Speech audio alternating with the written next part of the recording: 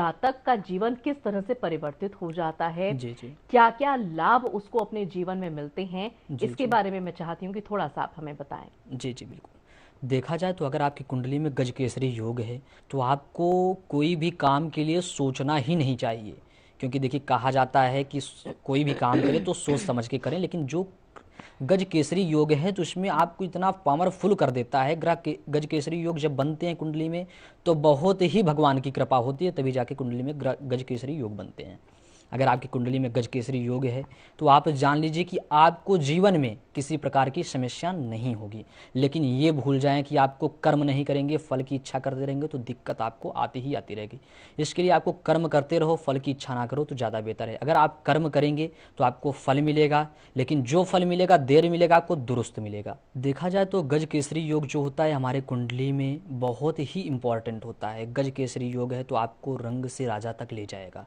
अगर वहीं बात किया जाए तो गज केसरी योग है तो कहीं ना कहीं आपके गुरु उच्च लेवल के होंगे। अगर गुरु उच्च लेवल का है तो जाहिर सी बात है कि आपके जीवन में कोई समस्या आने ही नहीं देगा, क्योंकि जब अच्छे कार्य होते हैं तो उसमें गुरु का बहुत बड़ा योगदान एवं सपोर्ट होता है। और जब गुरु आपका उच्च है तो कोई दिक्कत आपको आएगी ही आएगी नहीं। इसके लिए अगर हम आपको कुछ उपाय बता रहे हैं, जैसे कि आप शुक्र के लिए तो ठीक है, गजकेसरी योग है तो आप गुरु के लिए पुखराज रत्न का धारण करें।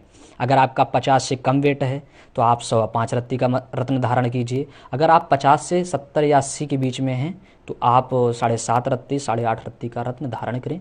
अवश्य आपकी मनोकामना अवश्य पूर्ण होगी। और हो सके तो अगर आप अपने जो आपकी कुंडली में गजकेसरी योग है इसको पूरी जीवन, जैसे कि और सारे ग्रह होते हैं, अगर ये जैसे कि मतलब डिस्टर्ब करते हैं, आप बहुत अच्छे काम करते हैं तो जो आपके जीवन में कहा जाता है ना, व्यक्ति अपने सुख से नहीं दूसरों को अपने दुख से नहीं दूसरे के सुख से परेशान होता है।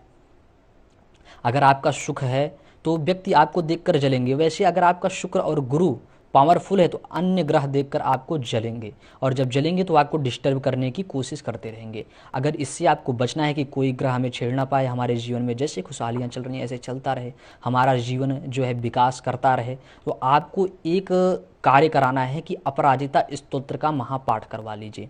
आपके आसपास वैदिक ब्राह्मण हैं तो आप ये चीज़ करवाएं। 5 दिन का पूजन होता है, बहुत ही अच्छे तरीके से विधि विधान से अगर पूजन होता है तो आपकी पूरी लाइफ आपके जीवन में किसी प्रकार का कष्ट नहीं आएगा। कोई ग्रह आपको परेशान करने की स्थिति में कितना भी रहेगा, लेकिन जैसे कहा जाता है ना कि सुरक्षा कवच, वैसे आपके कवच के तरीके से आपको पूरे आपके तथा परिवार को प्रवेश करता रहेगा।